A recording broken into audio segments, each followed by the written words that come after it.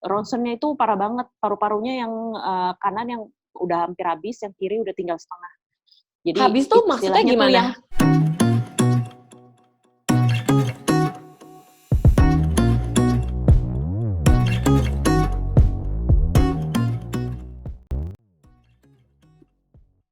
Oke, 96.3 RPK FM Senada seputar anak muda persembahan dari Komisi Pemuda GKI Gunung Sahari. Halo, selamat sore Sobat Muda Mudi, kembali lagi bertemu dengan saya Angel. Ini waktu lagi syuting sore ya, jadi ngomongnya selamat sore, tapi bisa juga selamat pagi, selamat siang, maupun selamat malam nih Sobat Muda Mudi, dimanapun berada.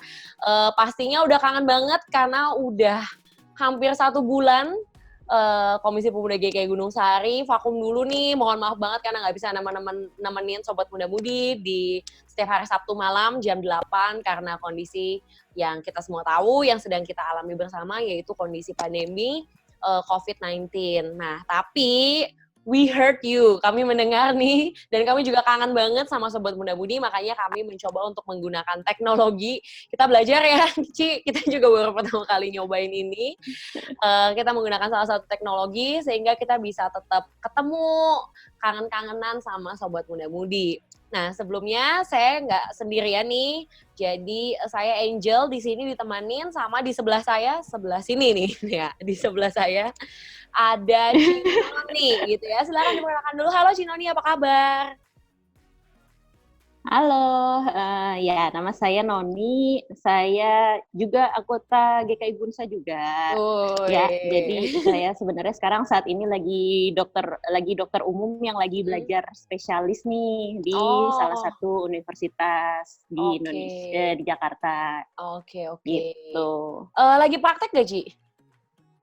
Aku praktek sebagai residen. Kalau misalnya dengar, Oke, oke, oke, oke, kalau oke. cek Instagram kan suka ada nih, ini PPDS residen. Itu tuh orang-orang dokter umum yang lagi belajar spesialis. Jadi aku sekarang prakteknya sih sebelum aku dirumahkan nih ya. Sekarang aku lagi dirumahkan. Sebelumnya aku praktek di RSCM dan persahabatan juga. Oh, Sama oke. beberapa rumah sakit lah di Jakarta.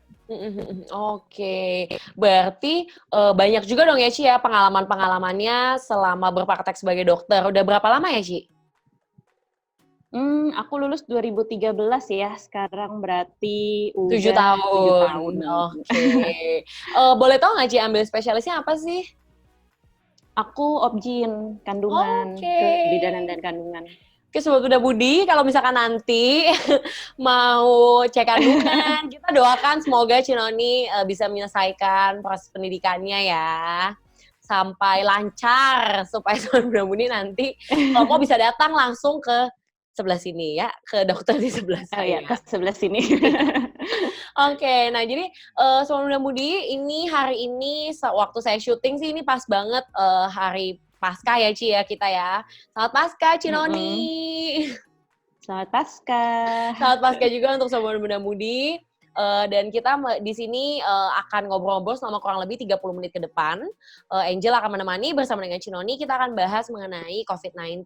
Jadi memang didatangkan langsung nih, benar-benar seorang dokter yang mungkin akan lebih paham nih ketika mendiskusikan hal itu. Karena kita juga nggak mau membahas dengan pengetahuan yang terbatas, misalkan seperti saya yang mungkin pengetahuannya terbatas dan malah jadinya menyebarkan berita-berita yang mungkin jadinya kurang tepat gitu. Nah, makanya kita datangkan langsung gitu. Oke, nah Cinani, jadi aku mau tanya nih, sebenarnya ya kalau misalkan terkait dengan COVID-19 sendiri, itu kan memang awal mulanya mungkin berasalnya tuh dari saudara-saudara kita yang ada di Wuhan gitu. Nah, sebenarnya ya sih COVID-19 itu sendiri saat ini situasinya tuh seperti apa sih kalau misalkan di Indonesia? Maksudnya di rumah sakit yang kayak gitu itu tuh sebenarnya saat ini kondisinya seperti apa sih COVID-19 di Indonesia?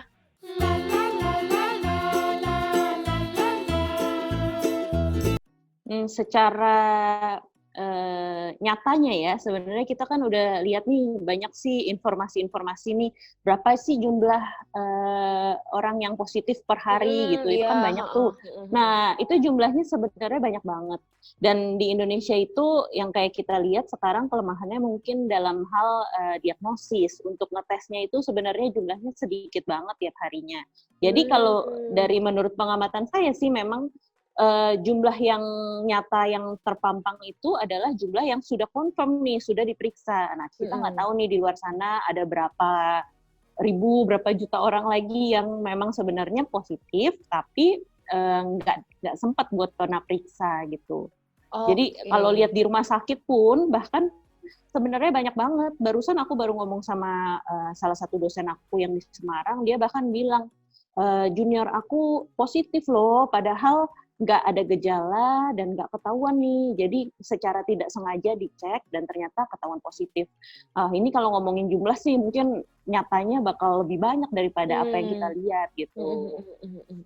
Dan sebenarnya bener nggak sih Ci? Maksudnya kan kadang-kadang tuh ada fakta yang bilang katanya tuh kalau kaum muda nih seperti kita nih dan juga sobat muda-mudi yang ada di rumah itu katanya tuh jauh lebih apa ya, nggak rentan gitu. Jauh Maksudnya lebih bagus. iya, Sebenarnya bukan nggak rentan sih. Kalau prinsip kayak ada orang yang kebal gitu, itu menurut aku salah besar. Kita semua nggak ada yang kebal terhadap COVID-19 ini. Cuman bedanya kalau orang muda seperti aku nih, aku juga COVID positif loh. Dan aku tidak bergejala saat ini. Aku udah swab kedua tapi memang belum keluar hasilnya. Cuman yang pertama swabnya itu hasilnya positif. Dan aku nggak bergejala. Memang 3 minggu yang lalu sebenarnya aku sempat bergejala, tapi gejalanya sangat ringan, demam, nyeri sendi, batuk. Jadi gejala-gejala kayak orang flu biasa lah. Kayak orang flu biasa kan juga demam, batuk gitu. Cuman beda banget kalau kenanya ke orang tua gitu. Karena kalau orang tua memang nggak semua ya. Aku sekarang punya contoh 2 orang yang positif. Satu papaku yang mungkin Angel tahu udah meninggal gitu. Itu positif dan gejalanya berat banget sampai sesak nafas, sampai gagal nafas. Sedangkan satunya lagi mamaku juga ternyata positif. Dan untungnya sampai sekarang mamaku tidak bergejala gitu. Jadi aku cukup bersyukur sih. Dan kita sampai sekarang belum, karena COVID-19 ini baru, jadi penelitian-penelitian belum ada yang fix banget untuk ini pasti ini kayak vaksinnya gini gitu, nih. belum ada gitu. Jadi belum ada kayak vaksin, obat, semuanya masih dalam tahap uji coba gitu. Jadi masih belum, bahkan untuk kayak gejalanya sendiri pun, secara penelitian dapat muncul selama 14 hari. Bahkan ada beberapa penelitian yang bilang sampai 21 hari pun masih bisa muncul gitu. Jadi memang belum ada yang fix bener gitu. Kalau boleh tahu, berarti saat ini kayak waktu positif COVID, mama dan papanya Cinoni itu umur berapa? Papa aku kelahiran 50 ya berarti 70, mamaku 72. Tahun ini 73. Oke, tapi di usia 73 ternyata maksudnya tetap bisa dikontrol gitu ya, Ci ya maksudnya ya? Maksudnya nggak masih selalu... ada yang nggak bergejala dan ada yang bergejala banget gitu. Tapi memang orang tua itu kan dengan penyakit-penyakit penyertanya itu pasti akan menimbulkan gejala yang lebih berat gitu. Cuman seberapa besar virus itu menggerogoti ya. Jadi kan virusnya itu sebenarnya merusak paru-paru kita gitu. Jadi seberapa besar itulah yang menimbulkan gejalanya. Kalau dia rusak banget, aku sendiri sempat lihat ronsennya papaku. Ronsennya itu parah banget, paru-parunya yang kanan yang udah hampir habis, yang kiri udah tinggal setengah. Jadi habis tuh maksudnya gimana? Habis itu, jadi kalau ronsen kan sebenarnya kita cuma lihat hitam putih gitu. Bagian yang bagus, yang bisa mengembang dengan sempurna itu yang hitam. Sedangkan papaku tuh putih semua ronsennya. Jadi memang kacau banget sih. Gitu. Itu berarti dia sudah isinya virus COVID semua gitu ya? Maksudnya putih-putih itu dan artinya sih? Virus itu kayaknya merusak. Jadi secara teori dia merusak jaringan paru-parunya lah gitu. Salah satu bagian dari paru-paru dia merusak. Dan ketika nanti akan sembuh pun, misalnya anggaplah ada satu bagian kecilnya yang rusak.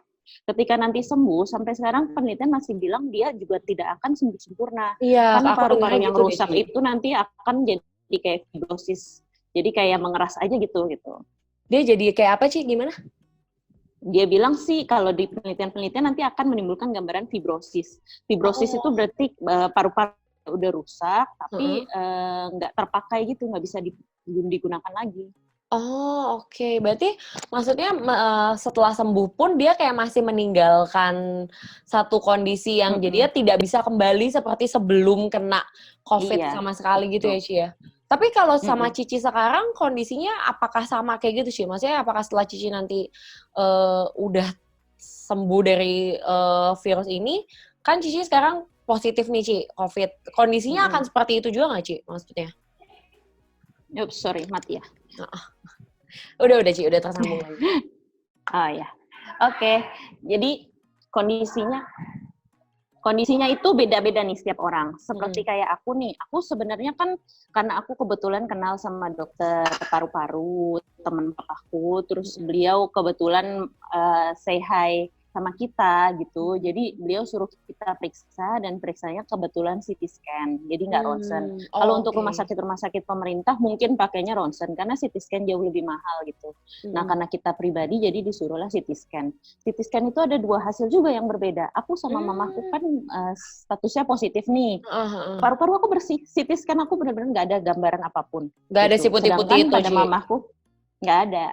Sedangkan si mamaku ada, walaupun cuman 1 atau 2 segmen gitu. Jadi 1 atau 2 bagian kecil di paru-paru, tapi ada gitu, ada gambaran virusnya. Jadi kayaknya sih memang karena masih dalam penelitian pun kita nggak tahu nih seberapa dia jahatnya merusak organ tubuh orang gitu. Sedangkan kalau untuk aku sendiri kan nggak bergejala nih dan nggak ada gambaran apapun di CT scan-nya. Jadi bisa dibilang sebenarnya virusnya oke, aku positif, tapi dia tidak merusak apapun gitu. Oke.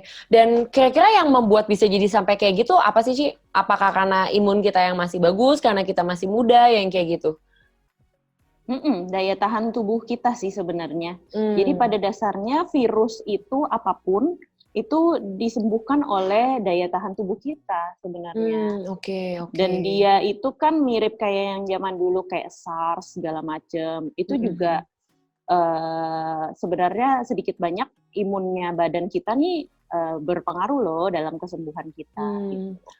Tapi nggak tahu kenapa ya, mungkin karena kondisi sekarang juga media sosial udah jauh lebih, ya kita jauh lebih terbuka gitu kan. Karena kondisi SARS tuh, aku sendiri jujur merasa itu sangat jauh banget dari aku. Iya, kayak nggak tahu ya, kayak nggak dengar apa-apa juga. Iya, bener. Di Indonesia ada nggak sih, Ci, waktu itu SARS tuh ada yang kena nggak sih? Ada. Dulu papa aku juga salah satu orang, kan dia belajar epidemiologi dan bagiannya memang penyakit menular gitu. Jadi papaku juga salah satu yang berperan dalam pas heboh-hebohnya SARS itu gitu. Jadi dulu ada, aku tahu, tapi aku juga nggak lihat wujudnya sebenarnya, kayak pasiennya kayak apapun aku nggak tahu karena kayak nggak seheboh sekarang. Kematiannya pun sebenarnya ada, tapi nggak heboh kayak sekarang. Setelah dipikir-pikir ya mungkin ya memang efek media sosial juga besar juga sih. Sekarang kan semua orang jadi kayak banyak kita lebih melek gitu, iya. Dan aku juga mewakili teman-teman dari Komisi Pemuda GKI Gunung Sari mengucapkan turut berduka ya, Ci, buat Cici, buat keluarga. Terima kasih banget karena papanya Cici juga udah bantu banyak banget orang-orang di luar sana untuk memerangi si COVID-19 ini. Dan semoga diterima amal dan ibadahnya sama Tuhan, seperti itu. Nah, sebenarnya sih harapanku cuma satu sih, kayak semoga papaku tuh meninggal nggak sia-sia gitu. Ada sesuatu lah yang bisa dipelajari. Jujur aja itu merubah banyak hal loh buat aku gitu. Aku dulu adalah orang yang sedikit banyak apatis soal pemerintahan, soal masalah yang ada di luar sana. Dulu juga COVID kan sebenarnya nggak baru-baru sekarang kan, dari awal Maret, bahkan dari akhir Februari. Iya. Waktu kita lagi heboh-heboh banjir kan itu.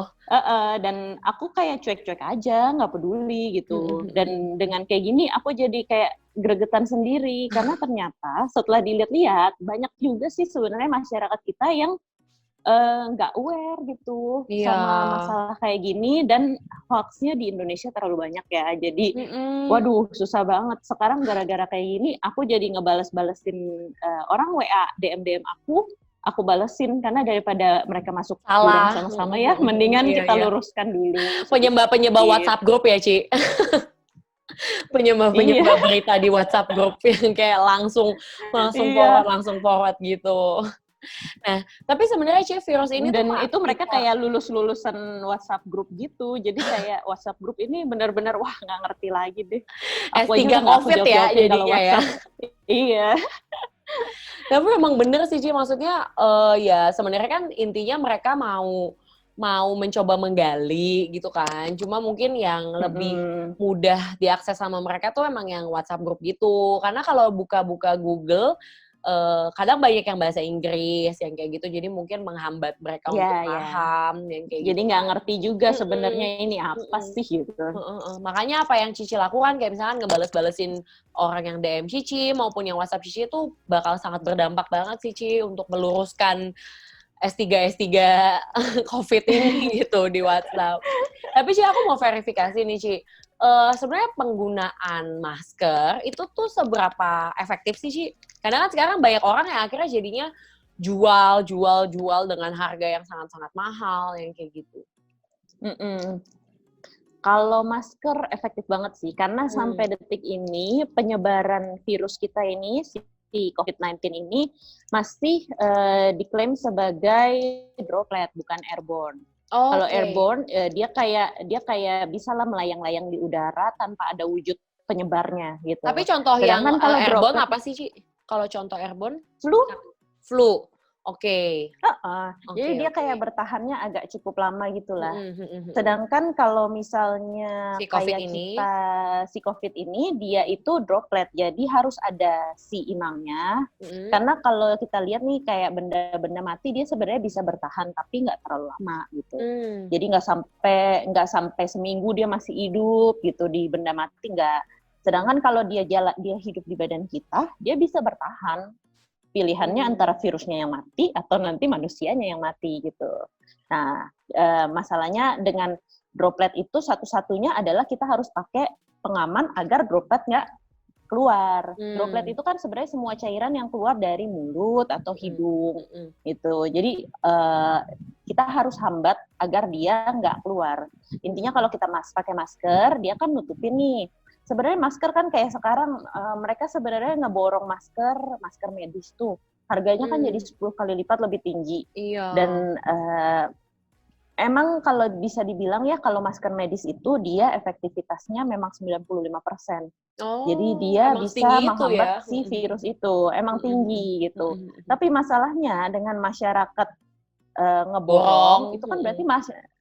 berarti kan itu masyarakat masih berkeliaran di luar dengan pakai masker itu kan. Iya, Ibarat ya kalau kita di rumah aja kita nggak usah pakai masker dong, kan kita di rumah aja nggak kemana-mana. Kalau kita mhm. berkeliaran kita perlu masker. Dengan borong berarti kan nggak jalan nih kita physical distancing-nya karena mereka masih jalan-jalan keluar gitu. Sedangkan tenaga medis di rumah sakit mereka sendiri butuh banget masker.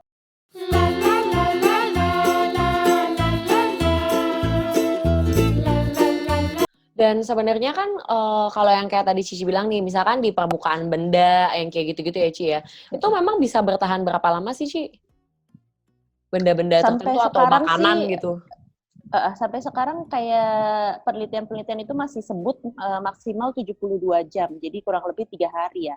Oke. Itu. Mhm, mhm. Makanya sekarang kalau kayak kita terima barang Gojek, saya lihat sih udah bagus nih. Gojek-Gojek itu kan mereka kayak nge-sealed sendiri gitu loh Mhm, jualannya. mhm. Iya, Jadi kalau benar kita benar. beli makanan di luar-luar, udah di-sealed, terus plastiknya didobel. Sebenarnya tujuannya adalah ketika kita terima, kita kan nggak tahu juga abang Gojeknya sebenarnya bawa virus atau enggak. Jadi kita Iya. terima, kita bisa buang plastik luarnya, kemudian kita cuci tangan. Itu cukup Mhm. aman sih buat kita. Mhm, mhm, mhm, Gitu. mhm. Oke, nah, tapi ya Ci sebenarnya nih, berarti sebenarnya plastik-plastik dari Gojek itu ya masih cukup aman selama maksudnya, mereka juga berusaha karena mereka punya prosedurnya dan yang perlu dibuang adalah si Dan kalau plastik abangnya pakai luarnya masker, itu. Mhm, mhm. kalau abangnya pakai masker sebenarnya oke loh. Kalau misalnya abang Gojeknya kan sekarang aku lihat sih abang Gojek udah pada patuh ya rata-rata Disediakan, keluar mhm, pada pakai mhm, iya, masker. mhm. Jadi kayak bagus gitu ketika dia pakai masker, sebenarnya nggak bakal ada sih droplet-droplet yang muncrat ke dia kan, ke Mhm, plastik-plastik itu. Jadi mhm. sebenarnya cukup aman lah buat kita. Tapi ya Ci sebenarnya kalau misalkan nih tiba-tiba nih mendadak ada sobat muda-mudi atau mungkin keluarga dari sobat muda-mudi yang positif COVID-19, apa sih yang harus dilakukan, Ci? Sebenarnya kalau di Indonesia kita punya beberapa pembagian ya.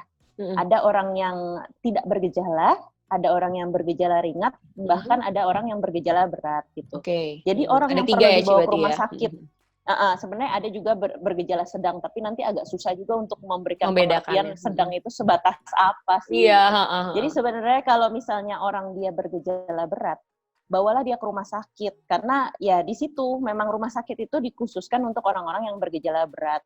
Misalnya demamnya tinggi sekali di atas 40 dan tidak membaik dengan anti demam. Dan kemudian misalnya pasiennya sampai sesak, napasnya udah susah, ya itu mau nggak mau harus dibawa ke rumah sakit. Oke, berarti Tapi gejala ketika awalnya orang demam di atas 40 dan juga sesak nafas yang sampai sakit gitu ya, Ci, sampai susah banget. Nah, itu kalau misalnya dia, itu bukan gejala awal sih, maksudnya itu biasanya udah terakhir banget dan Oke, itu udah gejala berat banget itu yang tadi Cici bilang. udah kayak critical condition lah, makanya kita harus bawa ke rumah sakit. Nah, Mm-mm. ketika dia bergejala ringan itu kayak aku masih demam. Waktu 3 minggu yang lalu kan aku demam, sekitar 37,7, 37,8 itu dengan paracetamol. Aku sempat minum paracetamol. Nah, itu sih masih bisa ditahan. Badan memang nggak enak banget. Nyeri sendi, sakit kepala, batuk, itu ada, tapi tidak separah itu. Dan dalam 3-4 hari itu membaik gitu. Itu sih nggak masalah, kita di rumah aja. Yang pasti, kalau misalnya kita di rumah dan ada keluarga lain, sebaiknya kita memisahkan diri. Intinya physical distancing itu harus jalan. Kita nggak boleh lah jadi sumber penularan buat orang-orang di rumah. Jadi kita memisahkan diri, alat makan juga dipisah. Setidaknya kita di rumah harus pakai masker. Disitulah masker berguna lah untuk orang-orang di rumah, gitu. Dan kalau bisa ya jangan berkeliaran. Kalau bisa kita yang sakit ini jangan keluar, gitu. Sedangkan kalau orang yang nggak bergejala sama sekali, dia kalau misalnya punya kesempatan, misalnya ternyata sempat dites dan positif, ya udah cukup pakai masker aja, nggak masalah. Dan kemudian physical distancing-nya dijalanin gitu. Tapi kalau misalnya dia nggak punya kesempatan untuk memeriksa, kan banyak nih sekarang orang buat dapat pemeriksaan aja kayak rapid test aja mahal banget. Padahal rapid test itu sungguh sebenarnya kurang tepat lah ya untuk mendiagnosis nih orang COVID atau enggak. Iya, gitu. Karena biasanya habis rapid test mereka juga akan ujung-ujungnya dirujuk juga kan ke rumah sakit gitu, ada tahapan lebih lanjutnya gitu. Karena rapid test kan nggak spesifik lah, nggak sensitif juga untuk COVID. Tapi sebenarnya rapid test itu yang dilakukan prosesnya ketika rapid test tuh ngapain sih, Ci? Ambil darah. Oke, ambil darah. Ditetes ke arah ke alat kayak test pack gitu. Jadi alatnya bentuknya kayak test pack, ditetes untuk lihat ini imunnya. Jadi kan yang dites adalah sebenarnya IgG dan IgM. IgG dan IgM itu imunoglobulin. Jadi itu kayak respon imun tubuh kita terhadap sesuatu. Kalau IgG-nya positif, itu biasanya sudah prosesnya sudah berlangsung lama gitu. Sedangkan kalau IgM-nya positif itu biasanya sakit yang akut. Tapi itu belum tentu kita positif COVID. Jadi kita makanya itu harus COVID ada itu tahapan swab berikutnya. Dan swab gitu. Itu cuma bisa di rumah sakit. Iya, betul. Untuk sementara kayaknya Indonesia masih membagi beberapa center, jadi nggak bisa dilakukan di kayak puskesmas. Itu benar-benar harus dari pusat juga gitu jalurnya. Gitu. Balik lagi ke tadi, kalau misalnya dia nggak sempat dan nggak punya kesempatan lah untuk periksa. Nah, sekarang ya sebaiknya sih kayak gitu, tetap pakai masker kalau misalnya berinteraksi dengan orang. Kecuali satu rumah memang kita yakin nih kita nggak keluar-keluar kok, dapat dari mana, kan nggak mungkin turun dari langit gitu. Kalau satu rumah nggak keluar-keluar ya it's okay, nggak masalah nggak pakai masker. Tapi kalau dia masih kerja, mau nggak mau dia harus pakai masker. Dan kalau pulang dari luar ya sebaiknya langsung mandi, baju langsung dipisahkan, kemudian jaga kebersihan gitu. Jadi emang bener ya, maksudnya memang awal-awal kan sering dianggap lebay gitu, maksudnya kayak masuk ke rumah langsung bener-bener kayak belum masuk ke ruangan manapun langsung ke kamar mandi, bener-bener keramas semua mandi, dan bajunya pun dipisah. Ya, tapi itu padahal langkah yang tepat ya Ci ya untuk melakukan hal itu. Betul. Nah, sebenarnya kalau dipikir-pikir balik lagi kayak waktu kita kecil lah, jaga kebersihan itu benar-benar nyata gitu. Kalau aku sih sebenarnya di keluargaku kayak mamaku kan suka marah, ini abis dari jalanan nih dari luar pulang langsung naik ke atas ranjang, mamaku suka marah, dan tapi itu sebenarnya benar gitu. Ya kan dari zaman dulu orang tua kita sering bilang kan jaga kebersihan, suruh mandi lah, baru ngehnya sekarang. Nah, Ci, tapi kan sekarang ini mulai ada nih peraturan PSBB nih. Maksudnya saat ini ketika kita lagi nge-shoot ini kan ini baru hari ketiga ya, tanggal 10, 11, 12 gitu. Nah, menurut Cici sendiri kebijakan PSBB ini, pembatasan sosial berskala besar ini tuh akan seberapa efektif sih? Atau apakah ada hal yang bisa dilakukan supaya bisa menjadi lebih efektif lagi gitu physical distancing dan social distancing-nya kalau dari pendapat Cici sendiri?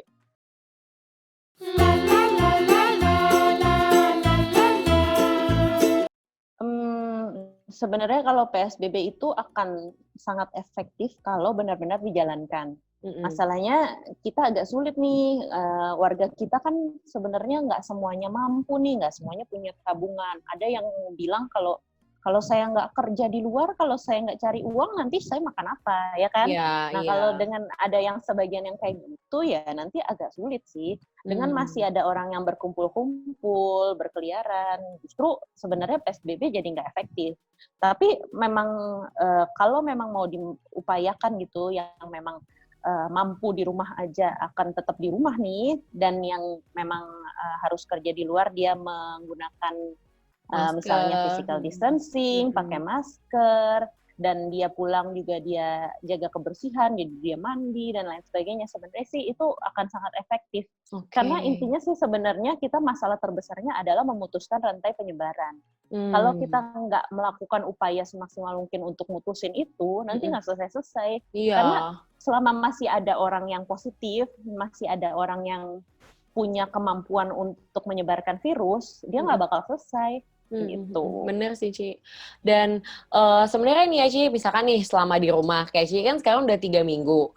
Sebenarnya apa nih, aktivitas apa yang sedang Cici lakukan saat ini yang mungkin bisa di-share juga nih ke Sobat Muda Mudi mungkin yang udah mulai habis ide gitu ya, aduh ngapain ya di rumah gitu, supaya bermanfaat juga nih Sobat Muda Mudi yang ada di rumah gitu, siapa tahu bisa mengikuti nih. Kalau dari Cici sendiri apa sih yang Cici lakukan supaya waktu-waktu yang dihabiskan di rumah itu menjadi waktu-waktu yang juga bermanfaat, yang seperti itu? Kalau aku pribadi sih, aku tidak kesulitan dengan di rumah aja sih Iya, sebenarnya. Karena beda-beda aku nih tipe kan, orang juga sih ya. aku sih udah 3 tahun ini benar-benar nggak bisa di rumah karena aku kan lagi sekolah nih ceritanya. Jadi benar-benar waktuku tuh sebagian besar ya di rumah sakit gitu. Di rumah kayak cuma numpang tidur lah istilahnya. Iya, iya, Jadi iya. dengan adanya kayak gini, benar-benar aku kayak, wah akhirnya punya waktu juga nih buat di rumah. Aku jujur aja salah satu penyesalan terbesar aku ketika papaku meninggal adalah karena aku nggak ada gitu. Maksudnya aku nggak punya waktu banyak untuk papaku selama beberapa tahun terakhir ini. Boro-boro buat nganterin mereka ke gereja aja kayak sulit banget gitu. Apalagi buat menghabiskan waktu bersama gitu. Dan itu akhirnya aku gunakan untuk, ya aku sekarang lebih banyak di rumah kan, karena memang aku di rumah aja, jadi aku benar-benar bisa nemenin mama aku bisa nganterin kemana-mana. Dan kebetulan aku juga banyak hobi sebenarnya, tapi terselengkap lah zaman dulu dengan kegiatan-kegiatan Aktivitas yang lain. lainnya, Jadi, iya. kalau memang kayak aku senang masak, jadi aku sekarang nyoba-nyobain resep baru. Terus aku juga senang bercocok tanam gitu. Jadi aku kayak sekarang jadi tanaman di rumah jadi kayak banyak lagi sekarang, padahal dulu udah habis gitu. Bener. Dan sebenarnya kayak buat teman-teman yang memang bingung mau ngapain, daripada kita bingung, mendingan ya kita carilah apa yang kita suka, kita dalami. Apalagi zaman sekarang internet kan sebenarnya sudah tidak sesulit itu untuk kita buka-buka informasi, browsing-browsing, dan banyak banget ternyata yang bisa kita pelajari gitu.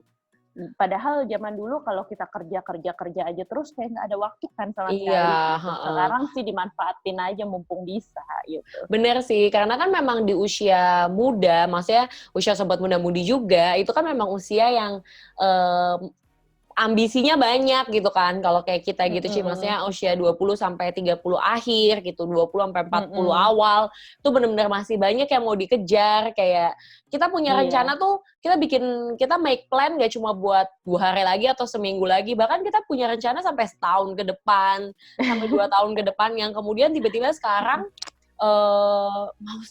mau minggu depan aja kita nggak tahu kita bisa merealisasikan rencana-rencana gitu. kita.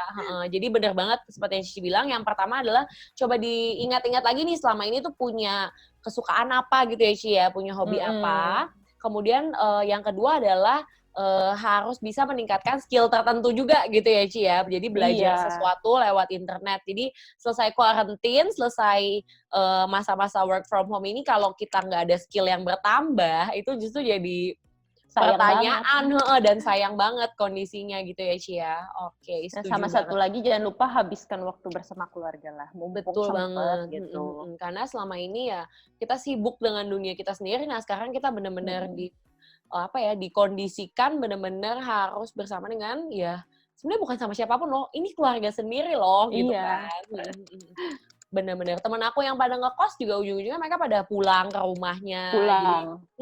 maksudnya kayak ya sebelum mereka bener-bener PSBB ini ya, jadi kayak dari 2 minggu lalu itu mereka udah mulai tuh pulang ke rumahnya masing-masing. Karena kesian juga teman-teman yang ngekos, GoFood udah susah kan Ci, maksudnya ada beberapa paling mungkin Iya, franchise-franchise yang besar aja yang tetap buka gitu. Kalau udah yang yang kecil-kecil udah tutup iya semua. iya, bener banget gitu. Makanya emang karena sudah kembali lagi ke rumah ya spend lagi waktu lebih banyak gitu ya, Ci, ya. Nah, Mm-mm. kalau dari Cici sendiri nih, selama ini menurut Cici ada nggak sih perubahan kualitas relasi Cici dengan Tuhan selama Cici, quarantine nih selama 3 minggu punya waktu lebih gitu?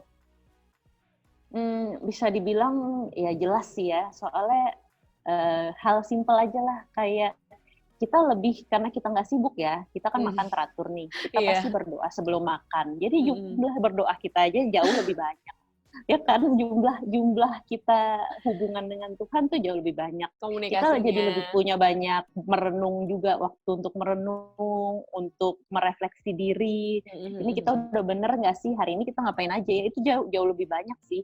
Jadi Iya udah iya, pasti otomatis hubungan sama Tuhan juga jadi jauh lebih banyak. mhm mhm. Walaupun sebenarnya sedih juga sih gereja gitu dari YouTube lah, dari YouTube kan jadi kayak sedih sekali ya. Tapi Iya, sebenarnya relasi sama Tuhan kan nggak dinilai dari kehadiran kita di gereja gitu. betul betul Banyak betul. juga sih yang bisa kita lakukan dan di waktu-waktu bengong-bengong kita aja sebenarnya kita bisa mikir ngomong sama Tuhan atau kita bisa menyapa Tuhan sebenarnya banyak banget gitu. Betul Waktunya betul jadi betul lebih betul. banyak lah Mhm buat kita merefleksikan diri dan mhm berpikir mhm. hari ini kita udah melakukan apa sih yang baik gitu. Mhm mhm.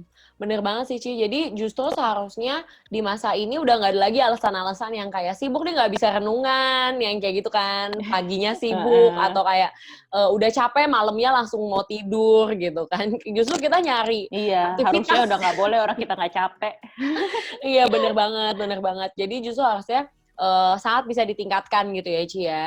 Mm-mm. Nah, kalau misalkan untuk orang-orang sekitar juga sama kayak yang Cici bilang tadi. Jadi orang-orang di sekitar kita, kita bisa berikan banyak bantuan-bantuan. Tadi mungkin Cici nganterin-nganterin, nemenin gitu ya, Ci ya.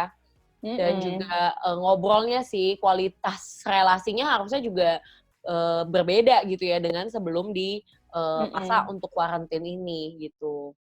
Heeh, karena anak muda kalau dipikir-pikir kalau selama mereka bekerja tuh pasti mereka waktunya fokusnya juga sama kerjaan kan. Iya, Jadi waktu benar. buat keluarga sih pasti minimal banget. Ya Mhm sekarang mhm. mumpung lah, toh kita nggak tahu ini akan terjadi sampai kapan. Kapan? Kalau Mhm. syukur-syukur misalnya cepat, 3 bulan aja udah selesai. Mudah-mudahan ya kita harapannya Mhm juga cepat. mhm. Cuman takutnya ternyata kayak di Cina aja kan ada serangan yang kedua Second gitu-gitu kan. wave, Jadi iya, kayak heeh. jadi kan kayak, apakah kita Mhm mampu dengan mhm. cepat melewati ini kan kita Iya. nggak tahu. Jadi Ini ya manfaatin bener-bener aja dulu lah. sesuatu yang baru banget soalnya ya, Ci, ya, kita juga belum tahu. Mhm. Oke oke oke. Jadi yang pasti, waktu-waktu yang kita miliki saat ini harus dimaksimalkan, relasinya tuh nggak cuma relasi kita yang horizontal, yaitu sama orang-orang di sekitar, sama saudara, sama orang tua, tapi juga yang vertikalnya, yaitu gimana kita sama Tuhan gitu ya, Ci, ya? Iya, betul. Oke, sip. Mungkin, Ci, sebelum kita tutup nih, Cici mungkin ada pesan terakhir maksudnya kayak pesan-pesan buat teman-teman, buat Sobat Muda Mudi, apa nih? Mungkin Cici ada tips atau pesan-pesan supaya Sobat Muda Mudi bisa mengikuti. Kalau dari aku, yang penting sih kita kompak nih, eee, untuk sementara kita ikutin aja ajalah dulu waktu PSBB ya, ayolah kita di rumah aja, nggak usah berkeliaran. Dan kalau keluar sih ada baiknya pakai masker, karena kan itu buat kepentingan kita sendiri. Pakai masker, nggak salah kok kita jaga kebersihan kayak cuci tangan lebih sering gitu.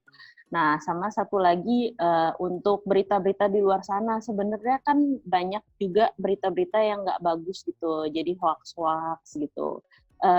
Biarlah kita menyaring sendirilah. Kalau misalnya hoax-hoax gitu jangan diterima 100%. Terus memang nggak semua berita di luar juga kan bagus itu dalam artian yang positif, ada juga yang negatif. Yang negatif sebenarnya bagus juga untuk kita tahu sebenarnya kejadian yang sebenarnya kayak gimana sih gitu.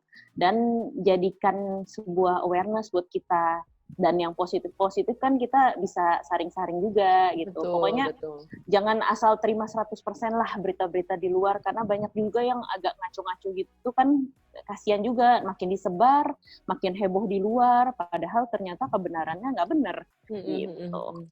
Oke, thank you banget ya Cinoni ya. Nggak berasa ini kayaknya bahkan udah 35 menit nih, udah almost 40 menit kita bersama. Thank you banget Ci untuk sharingnya. Thank you banget. Nah, semoga Cinoni bisa segera dipulihkan dari si COVID-19 ini. Semoga nanti swab test yang kedua ya Ci ya, masih nunggu kabar ya Ci ya. Itu semoga bisa membawa kabar baik buat mamanya Cici juga gitu. Dan kami doakan semoga semua orang juga sehat-sehat.